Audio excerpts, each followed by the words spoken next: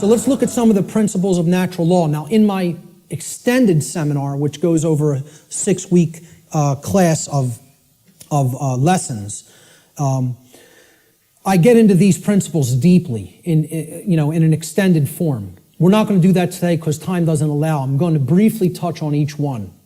Okay? The word principles, let's define it. Principle comes from the Latin noun principia. Principia means first, foremost, leading, chief, or most necessary. It is that which matters most. It is the first things that must be understood before anything else can be understood. Principles have to come first. And this is the problem. Our society does not put principles first. It puts trivialities first, and we're no longer a society that even cares about principles or first things. So first things first. First things or principles have to come first. So let's look at what the principles that underlie natural law. These are the things that are most important. That's what principles should mean to people. If we ask people to define what a principle is, first thing they should say, that's the most important thing. The most important thing in my life. Now, when in the natural law seminar, we did a homework assignment, we asked people what the most important thing was to them. Very few responded with principles. Most people responded with saying that people or the family was the number one response. The familial connection was more important to them than principles. Now, when people hear me say that that's backwards, they'll say, how cold are you? That's so cold, okay? What I'm telling you is that the familial connection, no matter what it is, between a mother and a son, a mother and a daughter, a father and a son, father and a daughter, husband and wife, doesn't matter as much as principles. I'm not telling you they don't matter at all. I'm telling you have to put principles first. Otherwise, those relationships are just meaningless. They don't really have any real value unless they're based upon principles first, which is why so many relationships are dysfunctional.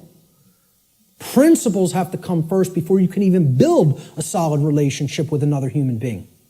So, let's look at what some of the principles of how natural laws work first before we can actually find out what the expressions of these laws are in our lives, which will be the next section. These are what I call the general principles of natural law. Natural law is expressed through 7 basic underlying principles, plus what I have referred to as an 8th or hidden principle, which you hear very few other researchers, even people who are studying this from the occult perspective, who are studying this from the consequentialism perspective, you very hear them incorporate the 8th and all-encompassing principle, which I'll get to last here. This 8th principle, which I call the lost principle, binds all the other 7 principles together. All right? These principles together constitute a master key through which universal wisdom, including the knowledge of the requirements to obtaining what we desire, is then unveiled or de-occulted. When people ask me, well, what do you consider yourself in your performance of presenting what you present? I tell them, I consider myself a de-occultist. I'm no longer an occultist. I'm a de-occultist. I'm attempting to take this information out of hiding. It's been hidden. The hiding of it is destroying the fabric of our society and putting us into bondage. It needs to come out and be non-hidden. It needs to be unveiled and shared widely and freely with anybody who's capable of accepting it and comprehending it now. Because we're not in a position where we could wait longer. We're at the precipice. Okay? There is a moral obligation to bring this information to the public now. Okay? So, I consider myself a de-occultist. One who takes things out of hiding and presents them openly. These are the 7 general principles of natural law. Many people who have studied some variants of occultism may recognize these as what are known as the Hermetic principles. Hermetic essentially comes from Hermes. Hermes Trismegistus, the thrice great one, as he was referred to in the ancient Greek mystery traditions. Okay? He was considered a messenger of the gods. He brought the wisdom of the gods down to humanity. Okay? In the ancient Egyptian and Cometian traditions, he was the scribe of the gods known as Thoth. All right? He has other incarnations as well. But the Hermetic tradition is named such because it's hermetically sealed, like natural law is. Natural law is hermetically sealed. It is binding principles that are immutable. They are laws that are in operation that cannot be changed. Hence, they are hermetically sealed. So, these 7 general principles, they are mentalism, correspondence, vibration, polarity, rhythm, cause and effect, which is a huge one, which we'll be getting into, and gender. So I'm going to briefly describe what each of these are and what they are about. The principle of mentalism states that the all, everything in creation, is actually a manifestation of mind. The all is mind. Okay? What this means is everything that happens has to be a result of a mental state which preceded it. Everything. For anything to exist, thoughts had to form first, and then they formed the physical reality after. The universe itself is a mental construct of the Creator. Thoughts lead to the manifestation of things and events. Thoughts create conditions. Thoughts create things and conditions. They cannot just magically manifest themselves. Thought comes first. Thoughts create our state of existence and the quality of our experience here on earth, ultimately. Therefore, be responsible for everything. We should be responsible for everything that we create by being responsible for that which we think. Because the thought processes are what are driving the behaviors. People behave the way they do because they have certain belief systems embedded in the mind and running like a program. Their thoughts and their emotions are driving their actions. So the behavior is not magically suddenly going to just change. The thoughts and emotions have to change because they're the driving force behind the behavior. That's when reality will change. See, people don't want to hear that, once again. They don't want to hear, if you want to change reality, you, yourself, have to change the way you think. Because the way you think is not conducive to the requirements for getting what you say you want. They're doing the exact opposite of that in many cases. So that's the principle of mentalism. The principle of correspondence states that that which is above is similar or like to that which is below. So what this means is that which is below, and that which is below is like to that which is above. It's a mirror, okay? The above is like the below is like the above, all right? The above, in this case, is the macrocosm, okay? The laws of the very large things, okay? The laws that govern the creation which we consider is seemingly outside of ourselves. We know at the deepest level that it's not, that we're one with it, but, we perceive this as out here, the laws that govern the large aspects of things. So the macrocosm, or the very large, the totality of everything, and the microcosm, which is the very small, or the individuated units that comprise the whole in their aggregate, okay? They are reflections of each other. They cannot be separated from each other. As one goes, the other goes. The universe is actually a holographic system, okay? It's a hologram is an image, okay? You pass a laser through it, and it then projects a 3D image, okay? It's like a flat image, and it projects a three-dimensional image. But the aspect, why they call it a holo, like holistic, hologram, holistic image, is if you break a hologram into multiple components by cutting it. So if I take a hologram and I cut it in 4 pieces, you don't have a quarter of the image on one part of the hologram and a quarter on the other and a quarter on the third and a quarter on the fourth. You have 4 whole images that only lose their resolution by a quarter, okay? So everything is contained in all the smaller parts, okay? That's like the reality that we're living in. Our universe is a holographic one. So the universe is inside the individual. And the entire universe is like an individual. They're reflections of each other. To know the workings of the individual will help lead us to an understanding of the macrocosmic laws.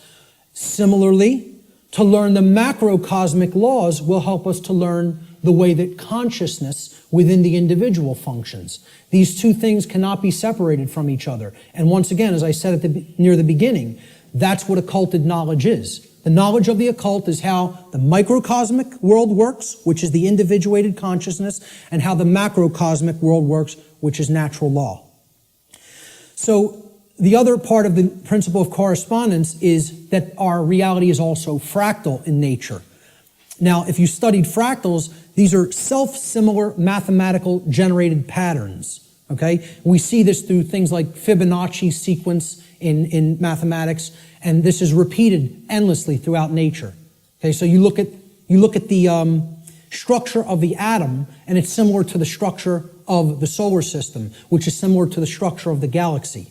They work the same way. They look the same. You pull back enough, you'll keep seeing the same pattern repeat.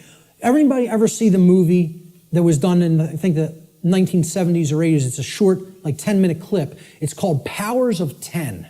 Has anybody ever seen this? Yes. A couple people. Watch this movie, Powers of 10, and you'll understand what I'm talking about when I say that the universe is fractal in nature. Brilliant movie. It will blow your mind. Real short, 10 minutes long, something like 9 or 10 minutes long. They basically zoom up into the cosmos to show you how everything is self-similar. Then they zoom down into the cells of a human being and in the atoms that comprise the hand and cells of the hand, and show you how everything is similar there, all the way down to the atomic level, okay, and the subatomic level. So the universe is both holographic, meaning that the whole is contained in the parts, and vice versa, and it is fractal or self-similar across all scales of its existence. That's the principle of correspondence. The principle of vibration simply states that there is no such thing as rest, as dead or non-motion, okay? Death, in that sense, is an illusion, because true death would be the cessation of all motion and energy. There is no such thing. It doesn't exist. You cannot go anywhere in creation where something is at complete rest, okay? And I joke around about this. Barb tells me funny stories when she comes home from work, and she's trying to, enlighten some of the other RNs that she works with. And she was trying to explain to one of the other nurses, that desk has atoms in it, and they're not at rest. They're like in crazy, chaotic motion, especially the electron clouds of the atom. And if you could look at it at a deep enough level, you would see it's like chaos going on, and it's all kinds of motion happening, seemingly at random. And the other nurse goes, "Barb, you're so crazy."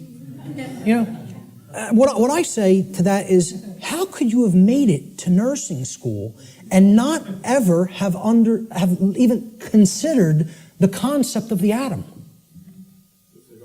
Right. And it's amazing.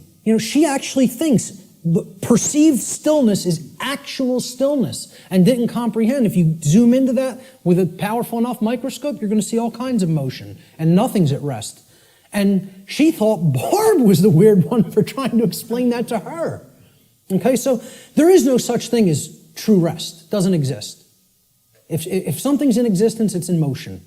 Everything moves, everything vibrates, and at the most fundamental level, the universe and every single thing which comprises it is ultimately pure vibratory energy that is manifesting itself in different ways, different frequencies, different vibratory forms.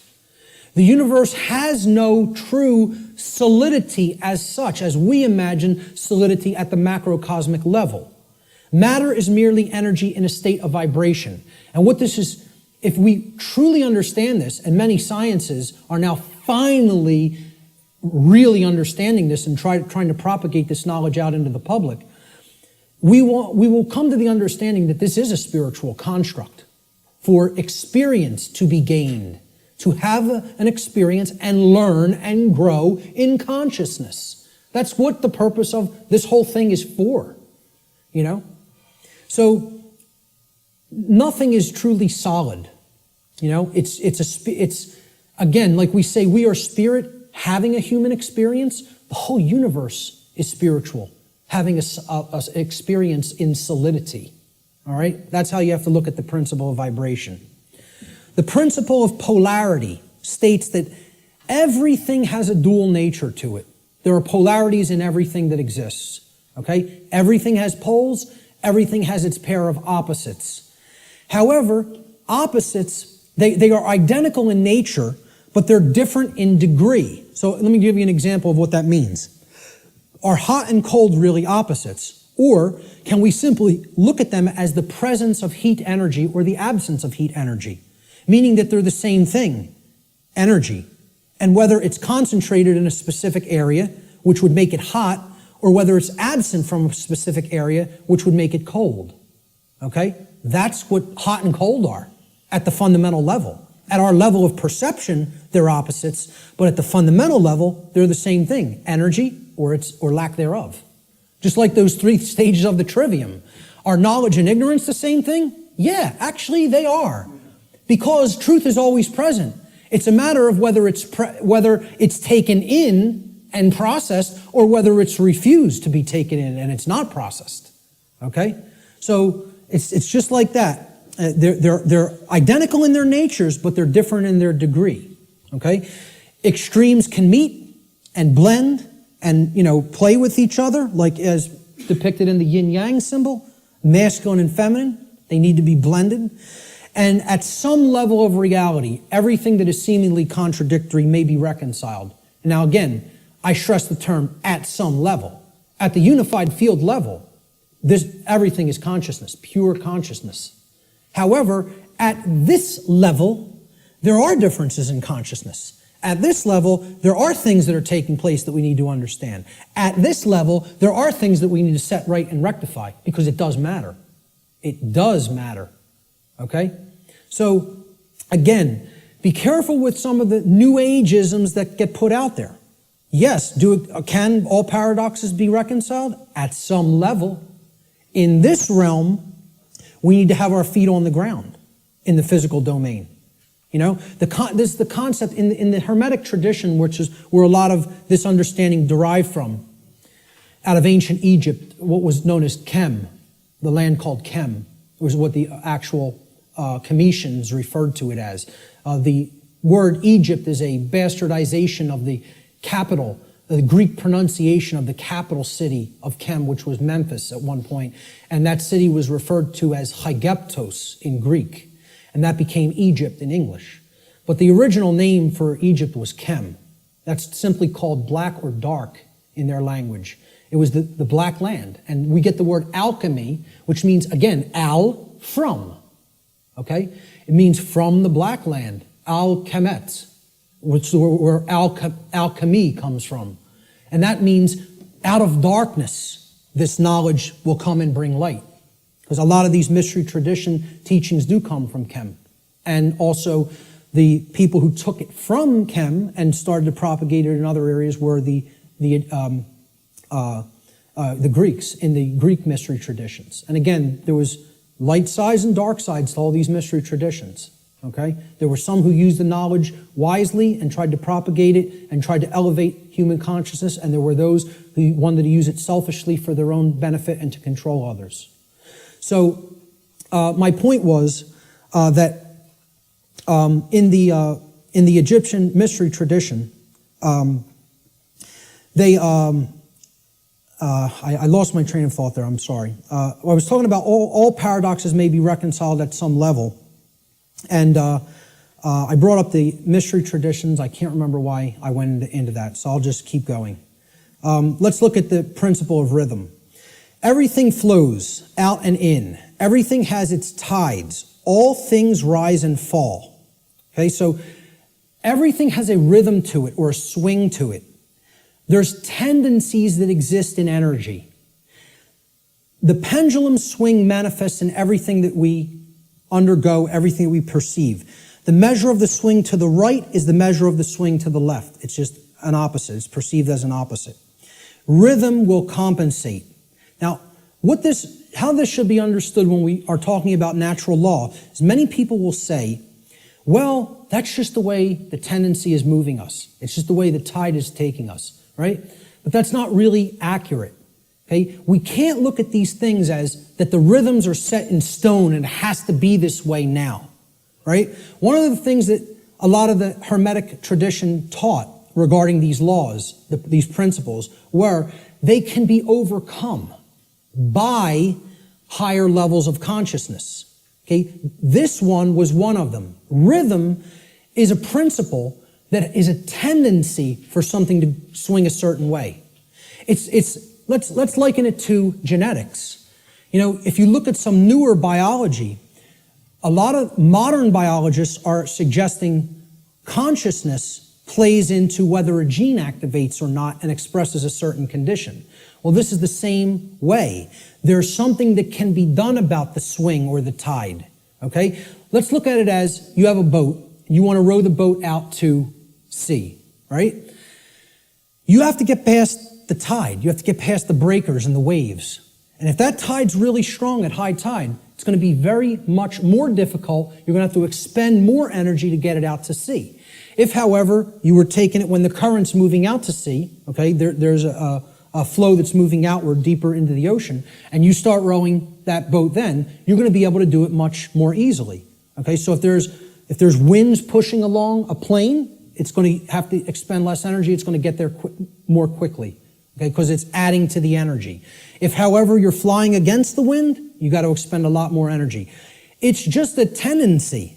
You can still get to where you want to go. You may just have to exert more effort. Right now, we're in a tendency of things are not flowing, okay? It's an ebb, all right? And it's something that needs to really have more energy put into it if we're going to resist the tendency. It doesn't mean nothing can be done about it. It doesn't mean it can't be overcome.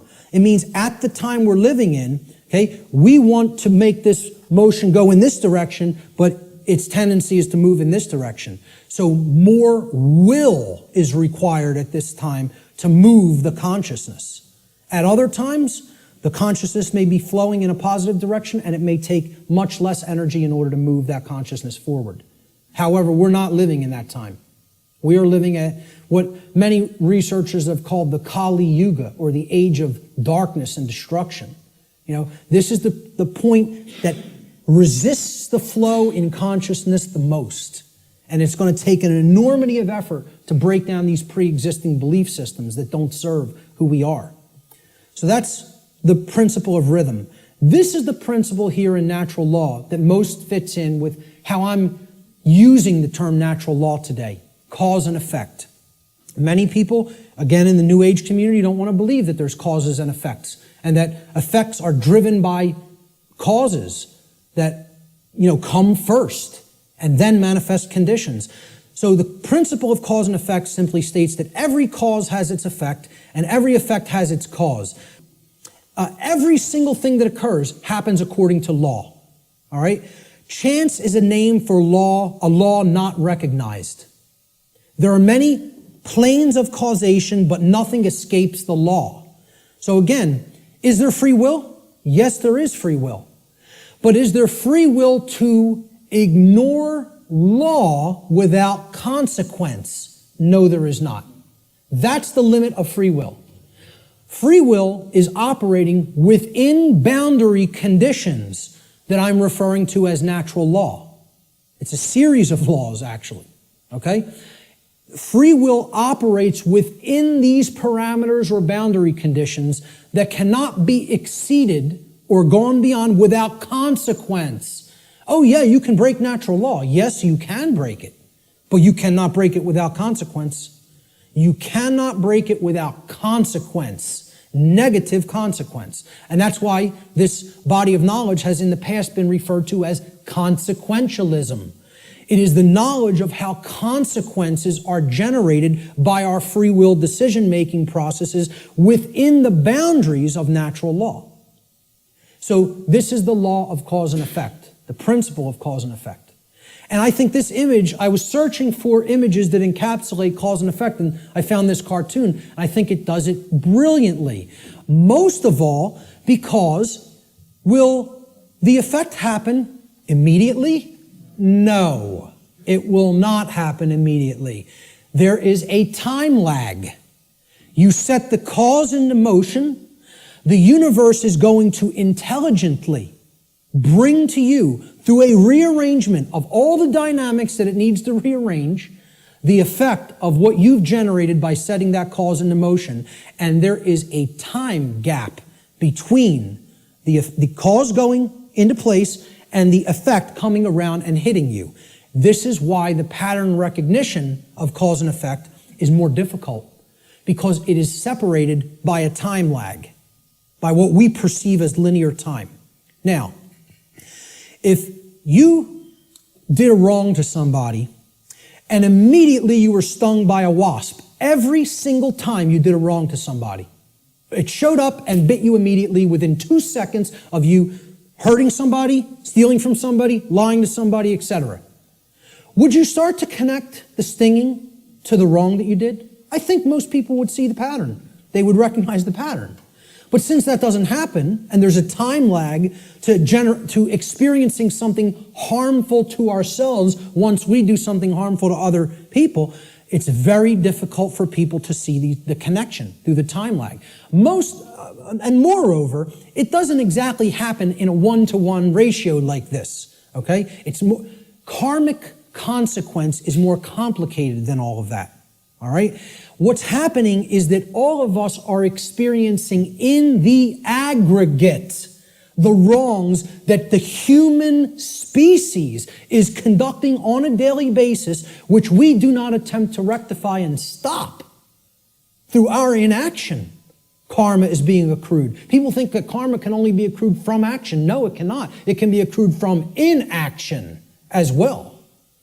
And that's where many people in our society is. They're not taking any action, and they're willing to let evil run unchecked.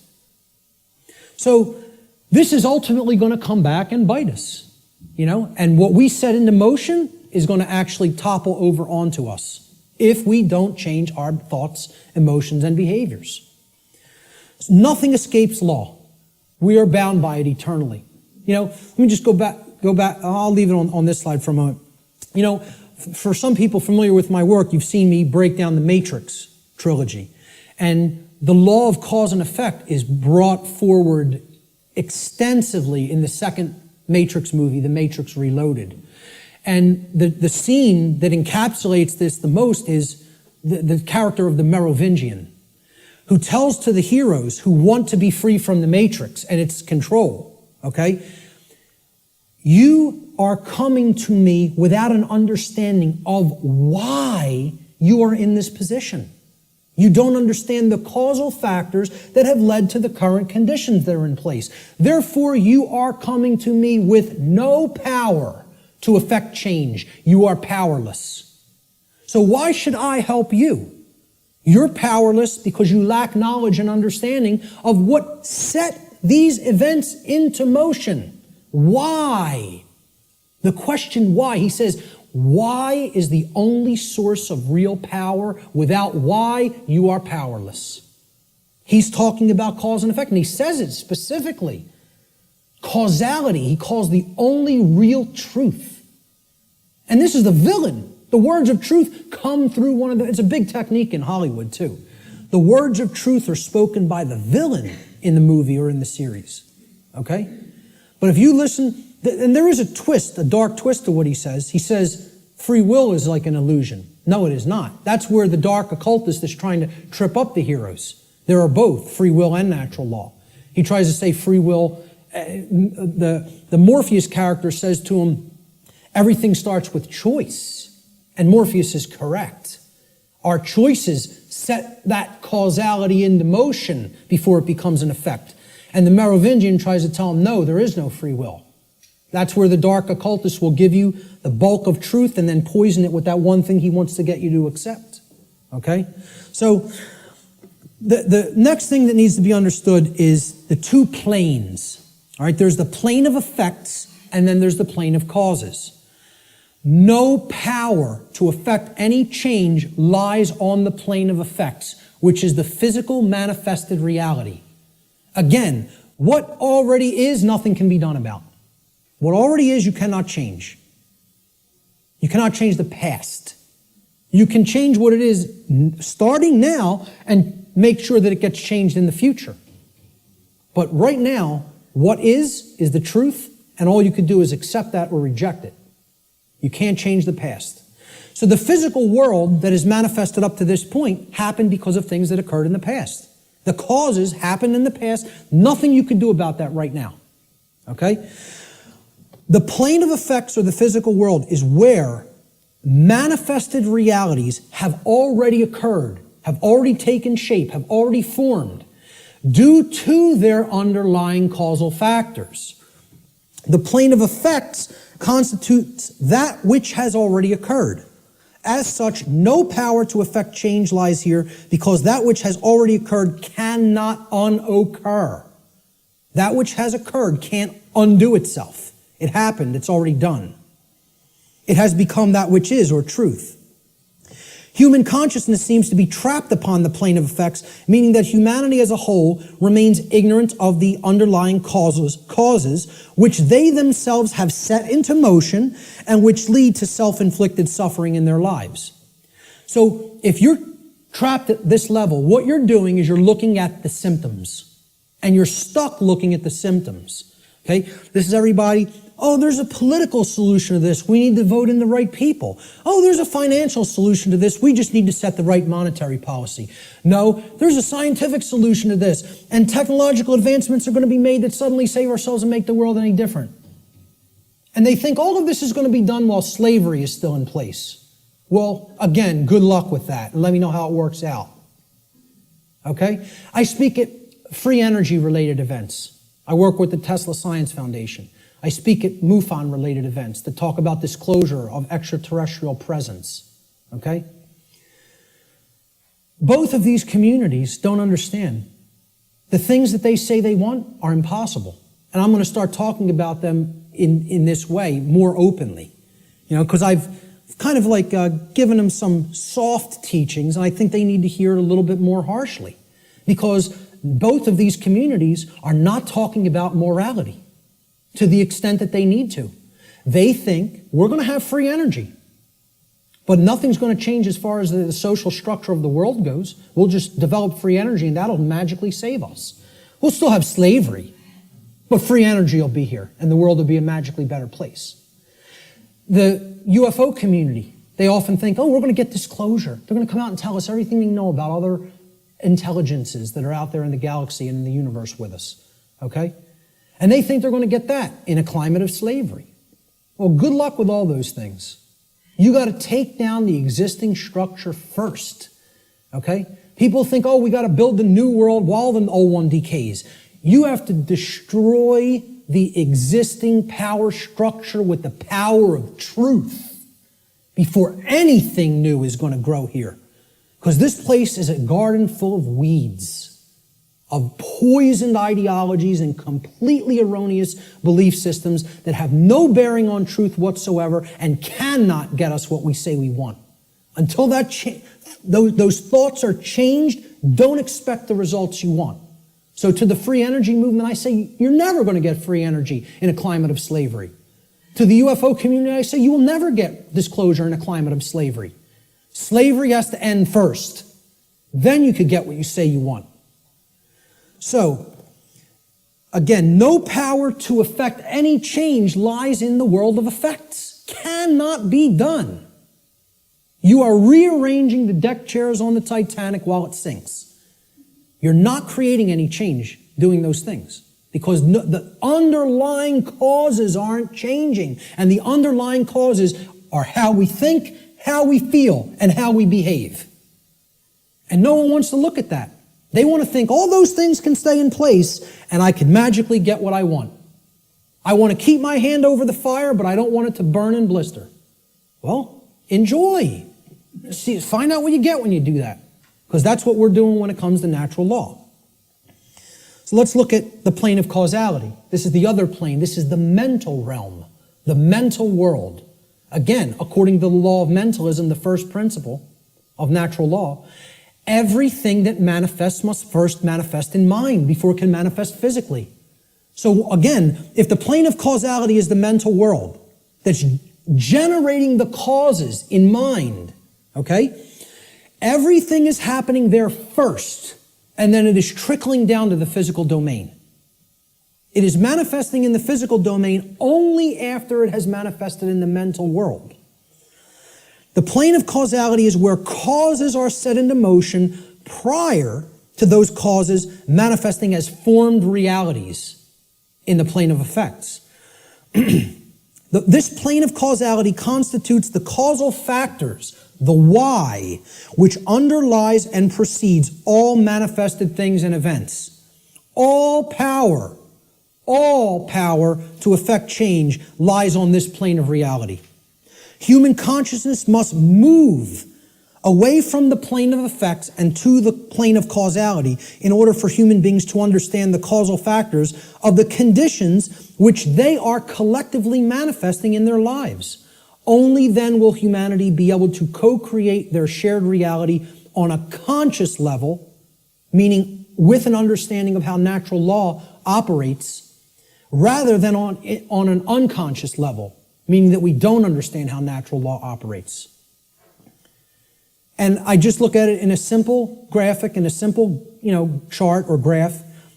This is the higher realm. This is the world of causality, the mental world, the why, the underlying causal factors, okay, that precede conditions which are manifested. This is where our consciousness has to go, because this is where all power to effect change is at, in the understanding of why that manifested to begin with. So these are the symptoms. This line could be looked at as the diagnosis. You have to make that diagnosis and get to the underlying causal factors that lead to the symptoms. Okay? The plane of effects, on the other hand, meaning the physical world, is the manifested realm, that which has already occurred, that cannot be undone. At least in the present moment. You could start in the present to undo it in the future. But as far as the present moment and all moments in the past go, you're not changing that. That's truth. That's what is. Okay? That's already manifested. You can't change it. No power to effect change lies in continuously analyzing the symptoms. You got to do that long enough that you know where the problem's at. You've made the diagnosis. Now you can get to the causal factors and start going to work changing those causes. Okay? Unfortunately, this plane, the plane of effect, seems to be where human consciousness in the aggregate is trapped. It can't seem to get past there. Even if it recognizes the problem, it wants to keep describing the problem. It wants to keep describing the prison. It doesn't want to look at the causal factors because it's afraid of what the causal factors are. It doesn't want to acknowledge the causal factors lie in how we think, feel, and act, and until those things are changed, the external manifestation cannot change. That takes responsibility. The final principle of the 7 principles of natural law, at least the formalized ones, are gender. Again, I'm going to talk about an 8th lost one. Gender exists in everything. Everything has its masculine and its feminine components or principles. We've already seen that when it comes to the human brain, consciousness, worldview, etc. Gender manifests on all planes of existence. Spiritual, mental, physical, everything. Okay? Very simple concept. What I want to briefly talk about is mental gender. Mental gender is the state of coexistence between the masculine and feminine aspects of the mind. Again, we've already looked at this. We looked at the breakdown of the physiology of the brain, at least of the higher order part of the brain, the neocortex.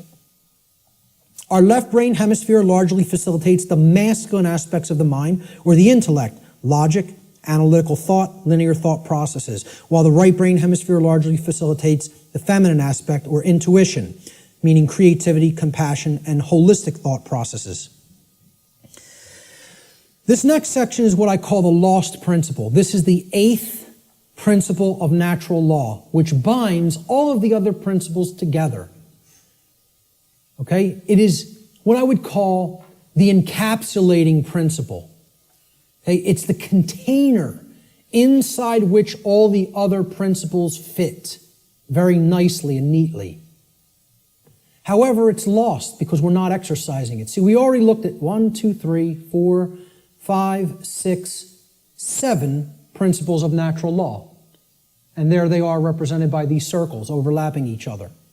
Okay? Can anybody see an eighth circle anywhere? You got it. Correct. Here's the eighth circle. And this might look familiar. You might have seen this somewhere. Okay? This pattern is called something. Does anybody know what this pattern is called?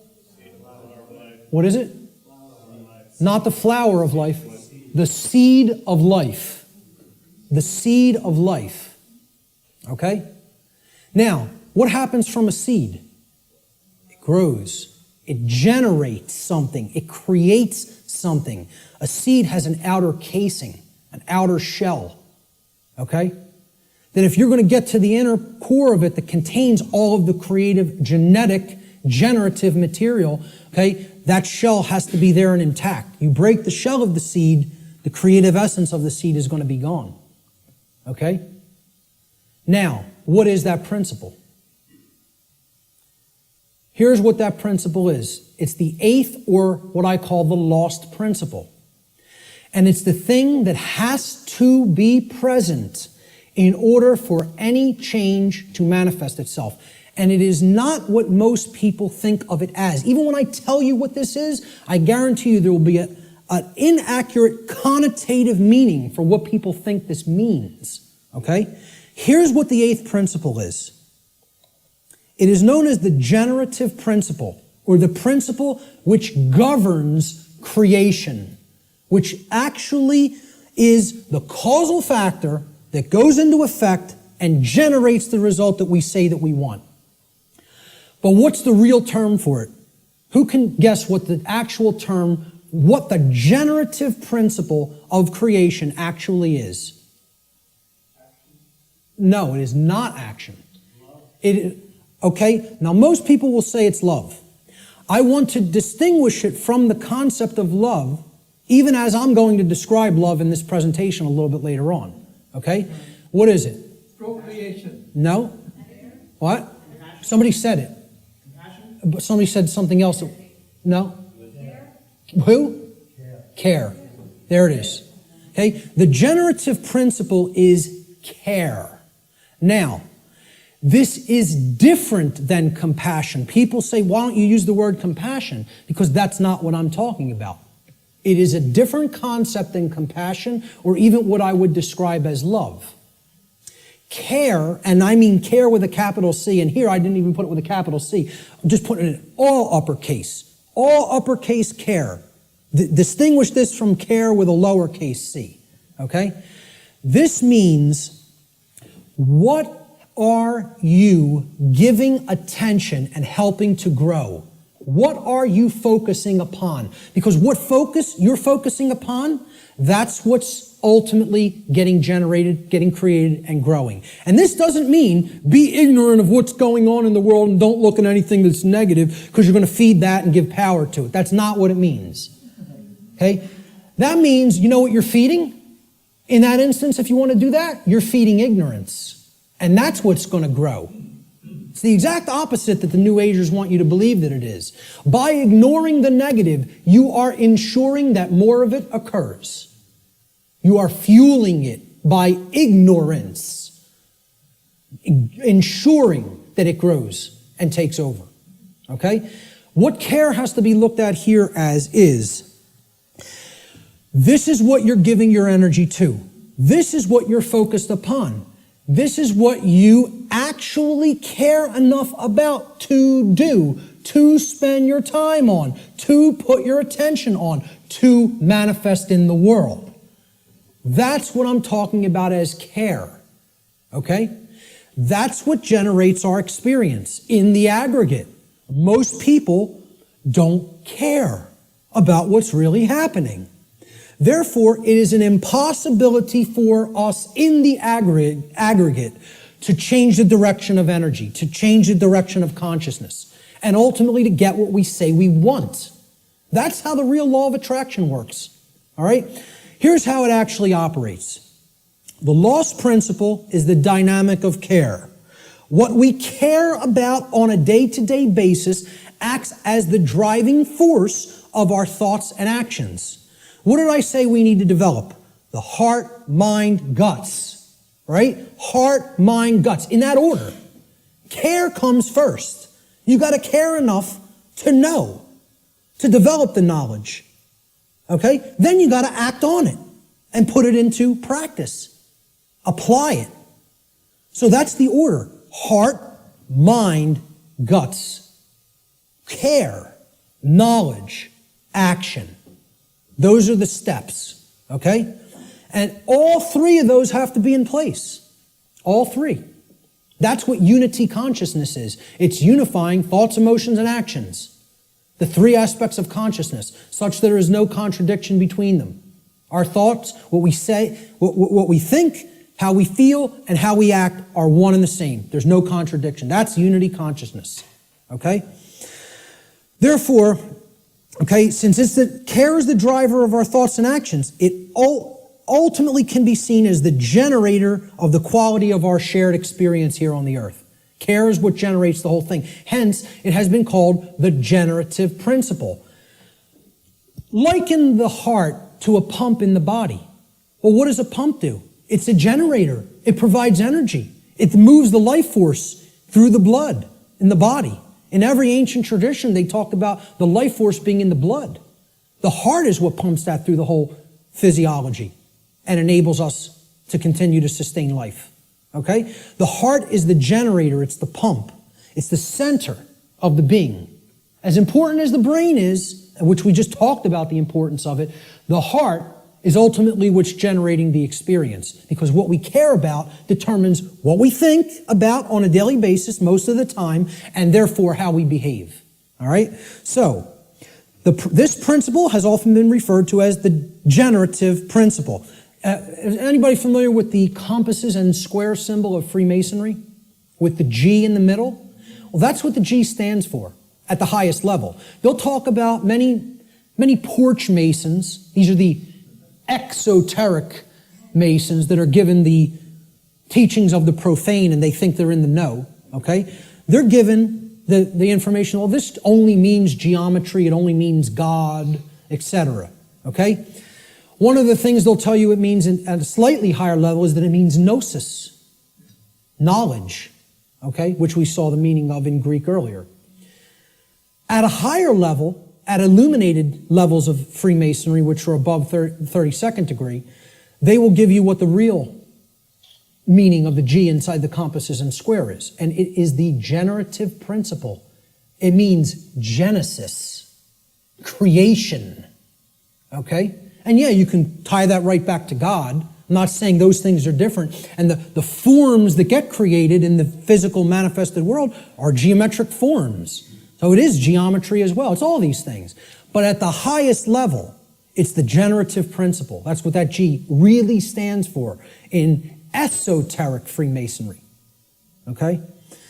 It's called the generative principle because that means to create. It comes from, the word generative comes from Latin. The verb generare, as we've already talked about, means to create. And the generative principle is what we create through. And it's lost because people don't care. They don't have care. Hence, it's the lost principle. Okay? Here's how it works, folks.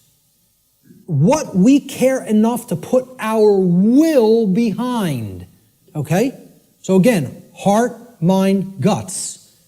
Guts is the will, the action, the masculine principle. That's what gets things done ultimately in the physical domain. What we care enough to put our will behind. And that's driven by the care. That's the generator or the pump that drives the will. Okay? What we care enough to put our will behind is ultimately what gets created or manifested in our world. The world is the way that it is because most people do not care enough, even if they say, they pay lip service, okay, and say that they want things to be different. They don't care enough to actually change it through their actions. Because when it comes all down to it, and I said this in my New Age, BS seminar or lecture, okay?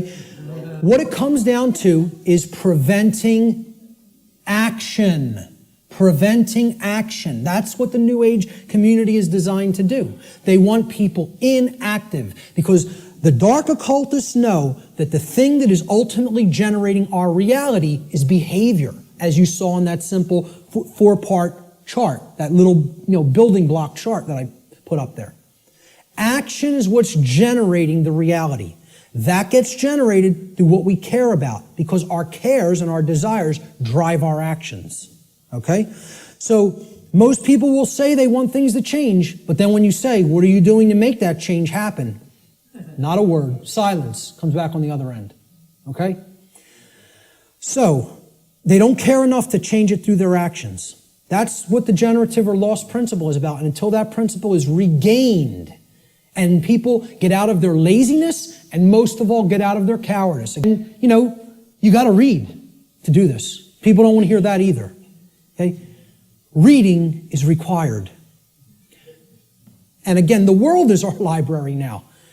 We've reunited all the parts of the big library that were cast to the four corners of the earth.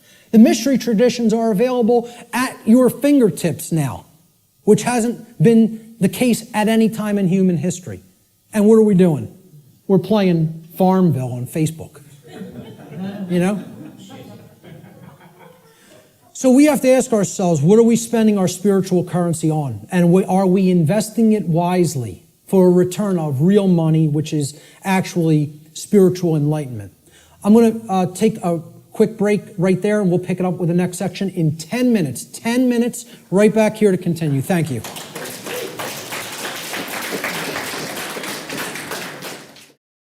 So natural law has been called many different things in different traditions throughout the world at different times in history. Let's look at what some people have called it. It's been called the law of cause and effect, or the laws of cause and effect. And there's a scientific connotation to this concept of cause and effect too. Even scientists will say an effect invariably follows a cause. And they'll also say things like, for every action, there exists an equal and opposing reaction. So there's a consequence when an action is taken. In the more New Age circles, you've heard it referred to as the law or laws of attraction. Okay? I call this presentation the real law of attraction. So, however, there are some good things that the New Age community, and I don't tell you it's all bad, I don't make that blanket statement, okay? It is a religion in many respects, but however, there are some truths embedded in it that can be taken on their own and, value can be gleaned from. So one of those sayings is, the energy that we emit is the energy that we attract. This is true. What we're putting out into the universe is what we're getting in return from the universe and what we're creating in our reality. Energy flows where attention goes. I just talked about this in the last section. What we put our attention on is what ultimately gets manifested in the world. As you think, feel, and act, so you shall be. Some of the teachers of different variants of law of attraction teachings have only put the first part in that. As you think, so you will be. No. As you think, feel, and act, so you will be. And most of all, as you act, so you will be. Most of all. Okay? So it's been called karma. It's been called moral law, as I talked about before. And this is, captured beautifully by the phrase, what we sow, we reap. The seeds that you scatter, that's what's going to grow, and that's the fruit that you're going to harvest. So a very accurate way of looking at it. Again, it's been called consequentialism. That's another thing I could put into this chart. In other words, that there is free will, but there is no free will without consequence. That's called consequentialism. That would be another very accurate way of referring to natural law. And finally, the golden rule, it's been called. Okay? And it's been stated in the affirmative as, do unto others as you would have done unto yourself. I find this much more powerfully stated in the negative, or what I call the apophatic variant. And we'll talk about what apophatic and apophasis means in a few moments. I think it would have been much less ambiguous, the golden rule, if it was said like this. Do not do to others as you would prefer not to have done unto you. Now the ambiguity goes away because people want to be treated slightly differently. you know. Hey, a masochist might want to get beaten by a sadist, okay? But that doesn't mean, do that to others because you like it. But people know what they don't want. They don't want their rights taken. They don't want their property taken or damaged. They don't want to be harmed in their person, you know. They don't want any of those things. They don't want to be lied to. They don't want to be deceived. So don't do those things to other people. So let's jump into this is the heart of the presentation here. It's how natural law actually works in our lives. What are its expressions? How can we come to understand how this operates? There are ways of knowing, and they're through these expressions of natural law. So we defined what natural law is. We talked about the underlying principles that it's based upon. Now we are going to talk about how it works in our lives, okay? So we're going to build a chart of the natural law expressions in a moment. What these expressions are the recognizable workings in our life. And they take place through 5 basic expressions. Each of the 5 expressions of natural law have a positive aspect and a negative aspect. So that gives us a total of 10 overall natural law expressions. And we're going to build a chart regarding these expressions. Okay? So here's the expression, and then there's a positive aspect to the expression, and there's a negative aspect to the expression. The first expression of natural law is known as, and again, this is what I call these things. There's no hard and fast rules. It's just terminology. It's jargon to try to explain them in words. Okay? These are unseen concepts and laws in reality, in nature, in the nature of the universe. Okay, these are just English word terms that I'm applying to these concepts. Okay? So the first principle of natural law I call the generative polarity. Or in other words, this is the force or energy that we are using at the base level to start the process of creation. Or you could say of co-creation. Okay? We're co-creating the reality that we experience with the laws of nature. So you can look at the first first expression of natural law, which is the generative polarity, as the force that we use to set all of the other events which are to come, which are to manifest in our lives, into motion. Or in other words, what we use, the force that we use to generate or create the quality of our experience. That's the generative polarity. The positive expression of the generative polarity is love. Now, this is not what many people think of as love, okay? It's not familial love. It's not relationship love. It's not Hollywood movie variant of love. It's not romance novel variant of love, okay? I call love consciousness. Love is the force which helps us to expand consciousness and become open to truth if we are in it. If we are in that vibratory energy, we become open to truth. All right? So here's what it looks like visually. I try to put a visual aspect to all of these concepts, okay? And people would think I'm going to put 2 people together kissing or hugging or something like that, okay? Love is inside each individual if it's present, okay? It doesn't depend on any other person. You can express love with another person, and there's no problem with that. I'm not saying that's a bad thing. That's a great thing if it's present in your life. The capital L, capital O, capital V, capital E definition of love that I'm giving here is not that. It is this force that opens up our consciousness. It's the flowering expression of consciousness, okay? So how I word this is the positive aspect of the generative polarity, the first expression of natural law, is love. In regard to natural law, love should be seen as the expansive force for consciousness. It is the force which helps us to become open to truth and expand our awareness. That's the connotation that I'm giving for the concept called love here. Okay, that's the positive expression of the creative polarity.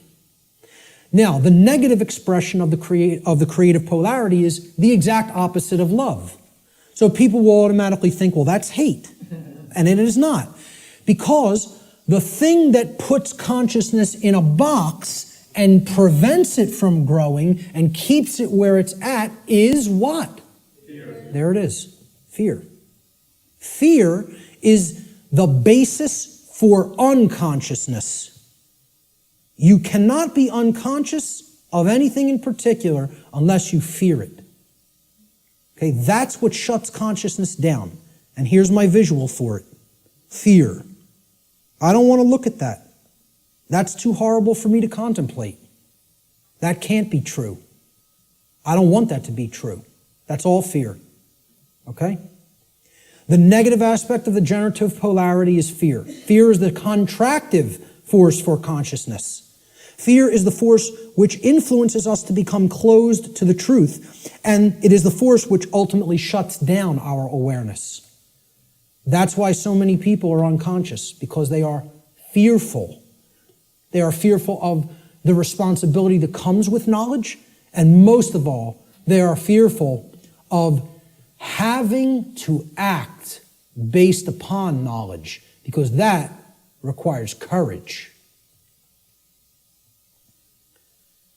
The second natural law expression is the initiating expression, what I call the initiating expression, just my term for it.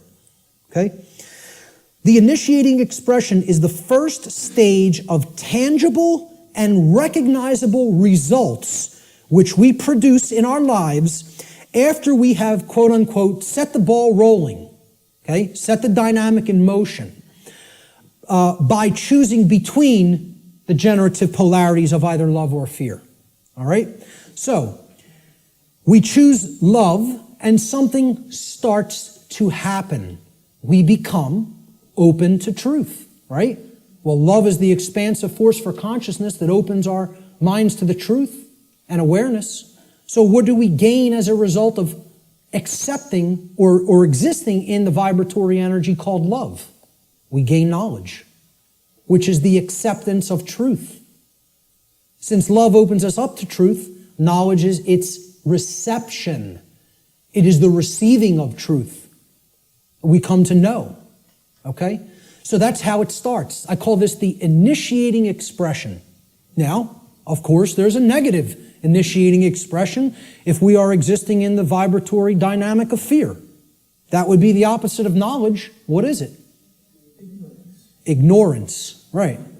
Now, this is what I put forward as knowledge. This is my imagery for knowledge. Okay? That's a being who knows themselves. You know, and as the mystery traditions of Greece put forward at the Delphic Oracle, know the self and you will know the universe. In other words, know the microcosm and you will know the macrocosm. Know thyself.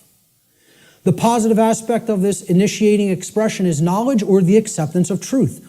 Knowledge positively influences the quality of our lives because it positively influences our decision-making processes that lead to understanding in every area of our lives. You want to know how something works and ultimately create something good? You have to have knowledge. You want to know how a car works? Keep it running in good order, you have to have knowledge. You want to know how a computer works? Keep it running in good order, you have to have knowledge. You want to know how the human psyche works and keep it running in good order so that conditions on earth manifest the way you want them to manifest? You got to have knowledge. Not getting out of this condition without learning. Learning is the key, it's the answer. Knowledge is the answer. And people don't want to hear that. They don't want to hear it. They want to think we're magically going to manifest the desired conditions that we say we want without learning a thing. It doesn't work that way. So again, the negative initiating expression is ignorance. Ignorance is the refusal of truth. It is the refusal to gain knowledge. Okay? Because we are in fear. So here's what I put as the image for ignorance. You know, the population that is hypnotized, that wants to keep paying attention to nonsense and trivialities, feed themselves tons of GMO food that is crap for the physiology, you know. Pay attention to distraction, entertainment, mainstream news and media, you know. It's all there to just shut the consciousness down and keep people in a depressed psychological state and keep them in a state of psychological infancy. The negative aspect of the initiating expression of natural law is ignorance, or the refusal of truth. Ignorance negatively influences the quality of our lives because it negatively influences these decision-making processes that lead to understanding in every area of our lives. If you're ignorant about how anything works, you can't create the desired condition. It's just not possible. It's important to remember, again, that ignorance should be distinguished from nescience, which means not knowing because necessary information is not present or was unattainable.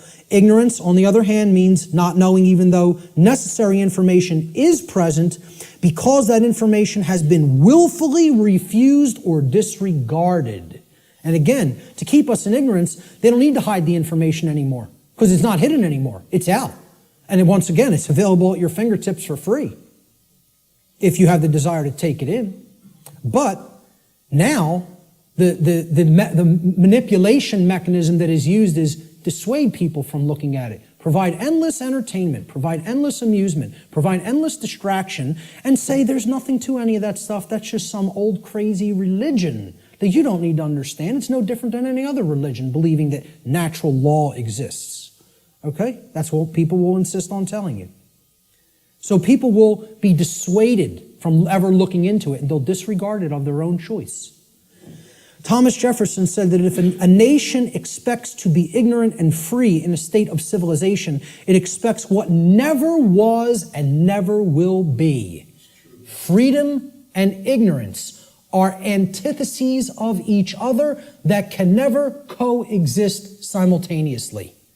That is an impossibility in natural law. I'm going to put up a couple other quotes on ignorance. Samuel Adams said, "No people will tamely surrender their liberties, nor can any be easily subdued. When knowledge is diffused," that means it's everywhere present, "and virtue is preserved," meaning morality. On the contrary, when people are universally ignorant and debauched in their manners, meaning purely selfish and only worried about themselves, they will sink under their own weight without the aid of foreign invaders, meaning the society will turn inward on itself and collapse and destroy itself just based on the fact alone that the population is ignorant and they are ensconced in moral relativism and other forms of debauchery and just self-pleasure as their highest virtue, their highest desire. Socrates said that the only good is knowledge and the only evil is ignorance. And this is a quote I'd like to be remembered for. "Willful ignorance in the presence of knowledge is the measure of a bad person." And people will say that's extremely harsh. That's true. That doesn't make the statement untrue. The statement is true as well. It is a harsh statement. See, people in my family will ask me, why don't you have anything to do with me anymore? I've deliberately cut off many members of my own family. Okay? Because many members of my own family say, I know what's going on and I don't care. I don't intend to do a damn thing about it. I'm worried about me, myself, and mine, and I don't care what's happening in the world. Well, you know what that's called, folks? That's called a bad person. Let's not mince words. Let's not euphemize. Let's call it what it is. That's called a bad person. And I don't want anything to do with bad people in my personal life. I don't hang out with bad people. I try to surround myself with good people who care. Because they're co-creating wisely. Okay? I tell family members who I've cut off association with, because you do not care is what makes you a bad person. I don't want anything to do with you until you start caring about what's going on in the world. Then we could talk again. And I'll welcome you back with open arms and forgive you. But not until. You want to stay in that level of consciousness? I want nothing to do with you. I don't want to be around people like that. They're bad influences, and they do bring other people down. So I'll still put out the information. It's there any time for free that they want to go and engage it. And I tell them all, anytime you want to ask me and come over and engage directly with me, I'll make the time for you. But until you want to do that, until you develop that desire, I don't want to be in your presence. Okay?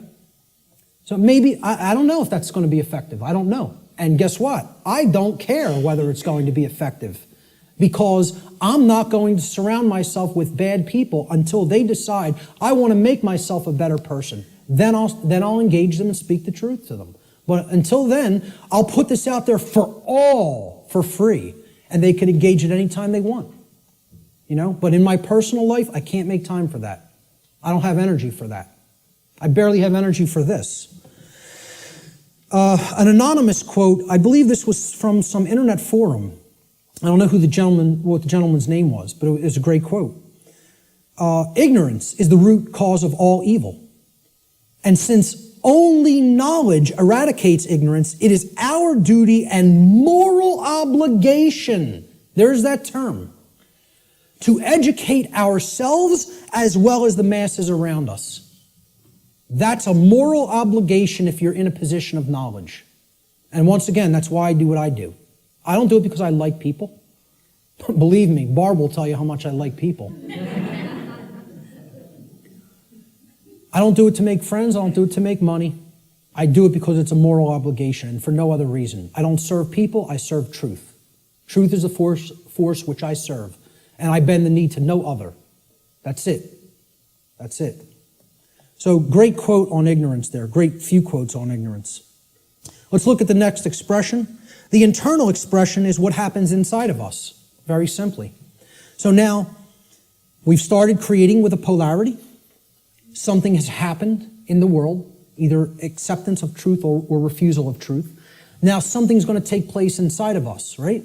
So look, this level is that knowledge level, right? This is the base consciousness level. You could look at, that's the foundation. Remember that 4-block diagram, right? You could look at this, here's the foundation. This is the foundation that lies underneath the trivium, right? Okay? That's as deep as it gets. Consciousness or unconsciousness, love or fear. That's what everything is a choice about, between, right? Now here's that first block. Knowledge or lack thereof. Knowledge or ignorance, right? And you can see these polarities are like that concept of, the polarity aspect of the natural law principles, okay? There's one thing that's real, and then this is the illusion, okay? These are two aspects of the same thing. This is consciousness, and this is its lack. This is acceptance of truth, and this is the lack of that, okay? So it's the same thing, but opposite in degree, which is why they're the same expression.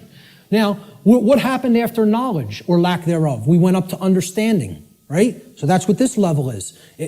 Understanding happens internally, right? It's an internal process, all right? So the positive aspect of the internal expression is when we come to understand through developing the knowledge and the acceptance of truth that we are sovereign.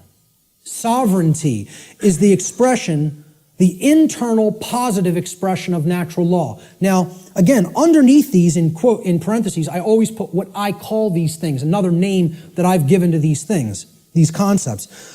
I call sovereignty internal monarchy. Internal monarchy. Now, monarchy means one ruler. Mon means one, is a prefix for one, and archon in Greek means ruler or master. So, internally, we each need to master and rule ourselves. This is our kingdom that we get to rule and nowhere else. We don't get to rule over anybody else. Many people think they're the rulers of other people, but they're wrong. Each of us is a sovereign being. Sovereignty, as we're going to see, means that you're not owned by anyone else. No one else owns you if you're sovereign, okay? So here's my expression, my visualization for sovereignty, okay? Somebody who truly has the light.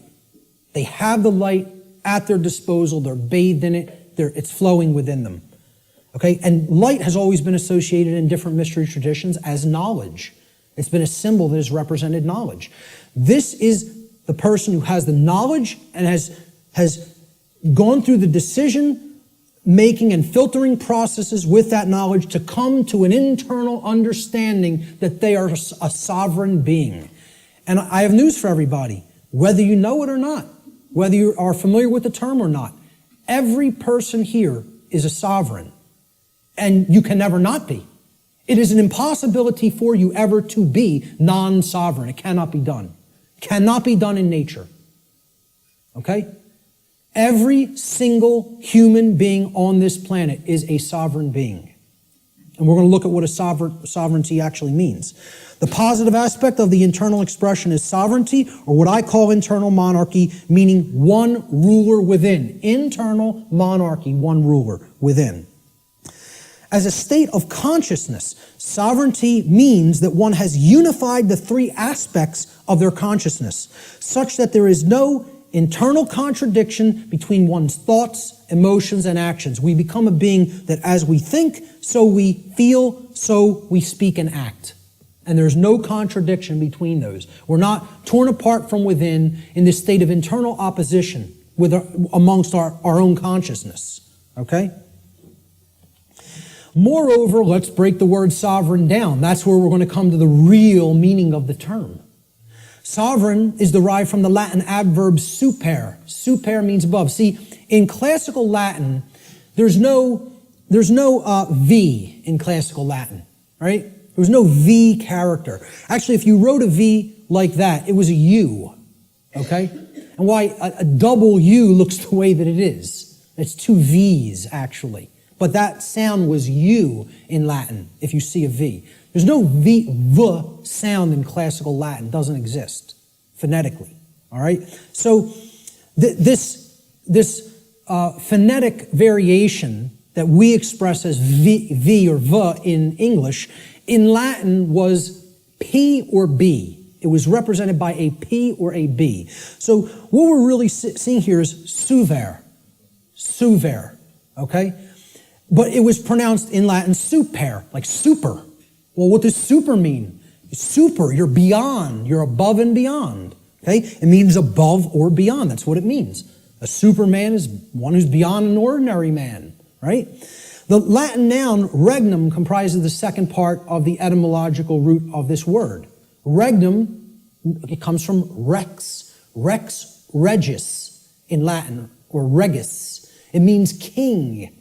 So regnum was the king's rulership. Regnum means his reign. It's where the word reign comes from in English, regnum, in Latin. It means rulership or externally imposed control.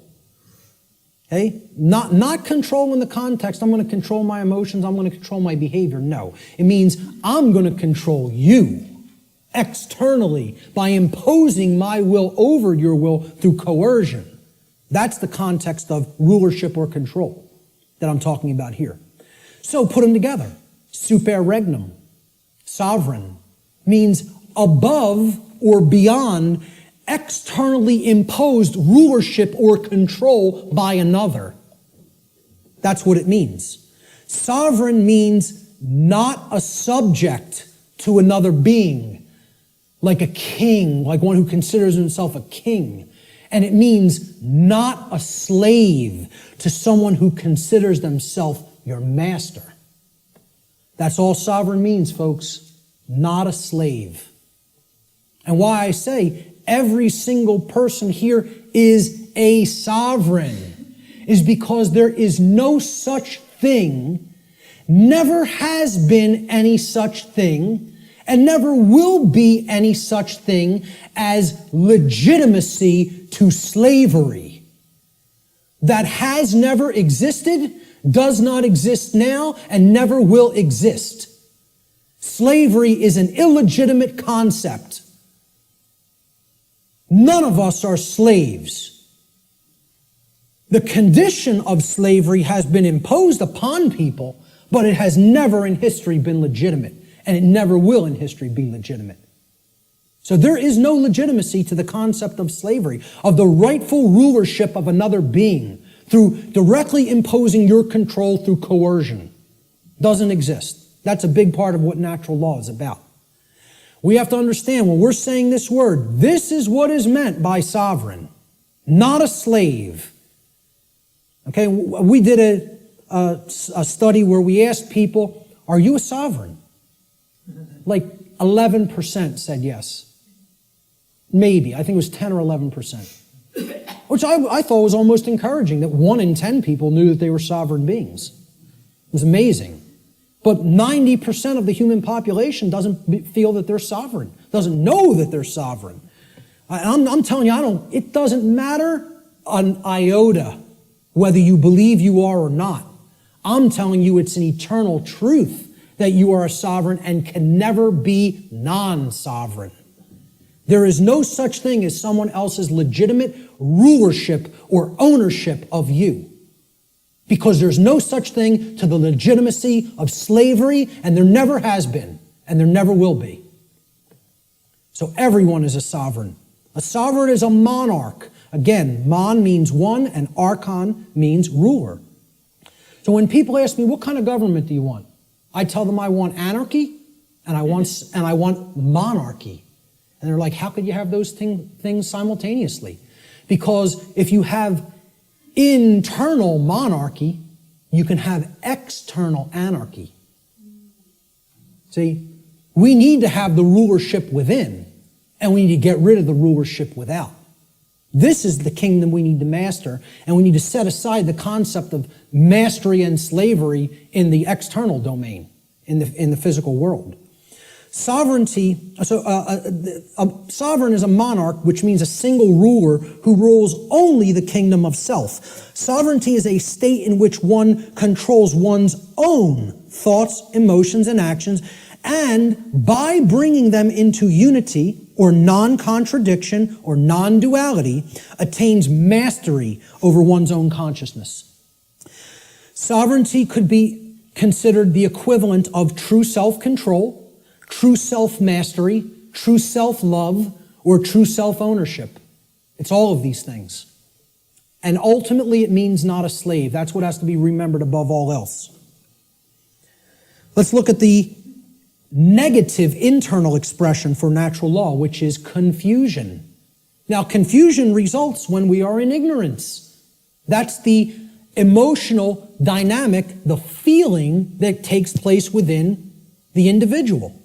This is the lack of understanding. Confusion only happens in a lack of understanding. When we have not taken in knowledge, because we are afraid, we are in fear, okay? Ignorance results, and then confusion happens internally. So look, remember, here's the essence, that's the foundation. This is that first stage, that first building block that we called knowledge or lack thereof. Okay? This is the second building block that we called understanding or lack thereof. This is true understanding when truth has been taken in and accepted. And this is the lack of understanding. Now, in that state of lack of understanding, we're confused. So there's no rulership within. Inside of us, there's anarchy, which means the absence of ruler. Of a ruler, not the absence of rules, which I'm going to get into later. Anarchy means there's no ruler, no master. So if there's no master inwardly, we have a big problem, because that means there's no self-mastery, there's no self-control, there's no self-discipline, and ultimately, there's no self-love. And that results in an understanding that we don't truly own ourselves. It would result in the absence of self-ownership, which is what we're experiencing as a species. That other people believe they own other people. This is what I found as a picture representing confusion. Someone who doesn't know themselves. Doesn't know themselves, completely attached to a ego identity. Their whole mind is all wrapped up. I believe I'm this businessman. I believe I'm this banker. I believe I'm this lawyer. I believe I'm this doctor. And that's my identity, and if something goes wrong with that, there goes my identity. There's who I am down the drain, you know? So this negative aspect of the internal expression of natural law is confusion, or what I call internal anarchy, meaning no ruler within. Confusion is the state of mind in which the being is ruled by fear and ignorance. Confusion could be seen as internal opposition opposition within one's own consciousness. In other words, being torn apart from within in such a way that one's own thoughts, emotions, and actions are in perpetual contradiction with each other. A thought, emotion, and action are not in alignment. As we think is not how we truly feel and is not how we act. There's total contradiction and separation. No unity amongst those three aspects of consciousness. That's confusion. The fourth expression of natural law is what happens externally in the macrocosm in society. When you have a bunch of people who are in either this dynamic within their own consciousness or a bunch of people who are in this dynamic in their own consciousness, a state results in the society at large, because the society at large is comprised of the aggregate quality of the individuals that comprise that society. All right? So if there's love present and knowledge has been taken in and it's been understood and we understand that we're sovereign and we're expressing self-ownership and self-mastery, what state manifests in society? Freedom. There it is. Freedom can only manifest when those preceding conditions are in place. It cannot magically manifest by any other means. If we say we want to be free, this is the path we have to take. Consciousness, acceptance of truth, and an understanding of our own sovereignty through self-mastery. It can't happen any other way. It's not possible. Okay? So, this is what the picture I chose for freedom. This is actually from the cover of probably one of the greatest books I think that's ever been penned by human hands. And I've read a whole lot of books in my life. And for me to say that, it's a high compliment. Okay? I think I'm a pretty good judge of books that can impart some wisdom to people. And I'm telling you, you need to read the book, The End of All Evil by Jeremy Locke, if you haven't already read it. This is one of the cover image from that book. Very rare book. To find it physically online, if you find it at a decent price, snatch it up and give it to other people or sell it to other people. Okay? I had a physical copy of this book. I lent it out, took off. Forgot who I lent it to. It happens, right? But this was a rare book. And I think it was only pressed a couple thousand and it was never repressed. So it's a single printing or something like that. Never repressed it. Now, you'll find that book for $150, $200 in some places, right? I finally found it at some foreign source online for like $20, $25 and jumped all over it, and I finally have a new physical copy of it. One of the books, along with Larkin Rose's book, The Most Dangerous Superstition, that if I had to tell you, destroy every other book on earth, it would be down to these two. You know what I mean? It's that much. They're that important. This is the cover image from that book, with chains being broken that were formerly holding the earth in captivity. I think it's a great image that represents what freedom is about. It's not about my freedom. It's about our freedom.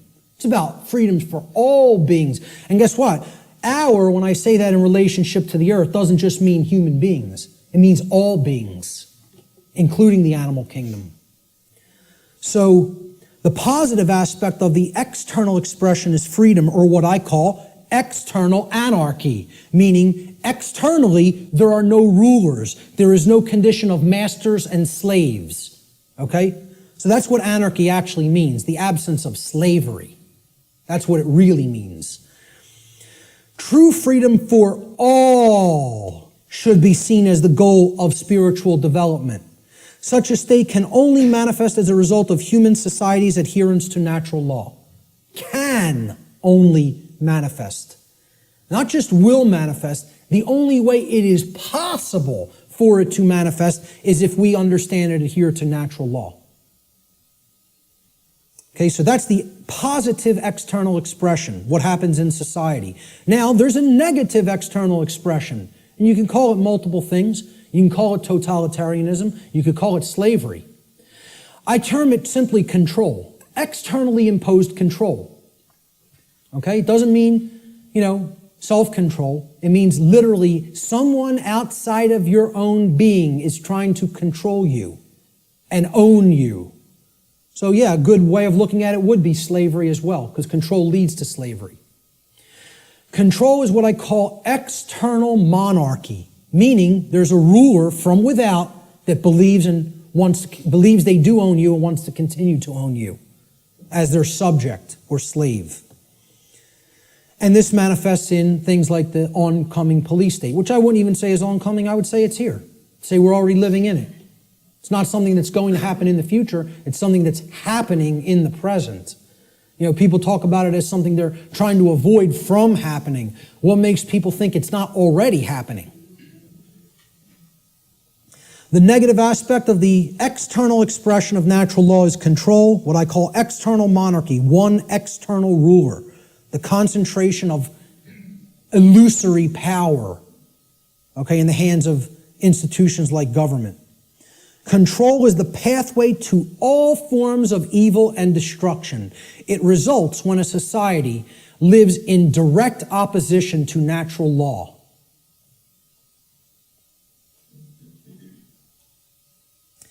The fifth and final expression for natural law, how it operates in our lives, is what I call the manifestation, or the result that we create. So again, here's the foundation for that little 4-part building, right? Here's the first block, knowledge or lack thereof. Here's the second block, understanding or lack thereof. Here's the third block, wisdom or lack thereof, which is why we're in a society that's completely based in control, because we're drowning in knowledge and having a lick of wisdom, you know, or very, very little, I should say. Certainly not enough to go around, okay? That's the action stage or the wisdom stage, what happens externally, right? This is that top block. Remember the top white block that sat on top? We had the blue block at the bottom, then the red, then the green, and then the white block. This was the manifestation, the result that we create. Remember the little question I put on the top of that white block? Who can tell me what it was? The manifestation. No. The manifestation was either order or chaos. What do we ultimately create? So the positive manifestation is order, or what we would call all the things we say we want. Manifested goodness. Everything being okay, not creating self-inflicted chaos or suffering. This would be, we get what we say we want to get. And there's requirements for that, and here they are.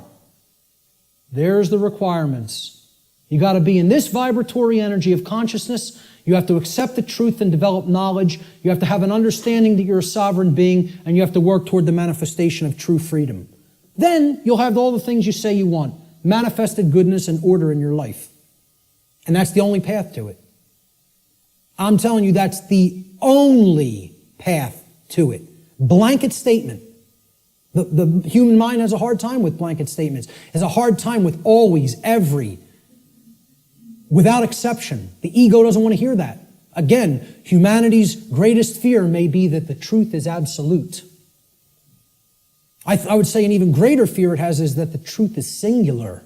That there's no such thing as my truth, your truth, his truth, her truth, their truth. There's just the truth, and whether we align our perceptions to it or not.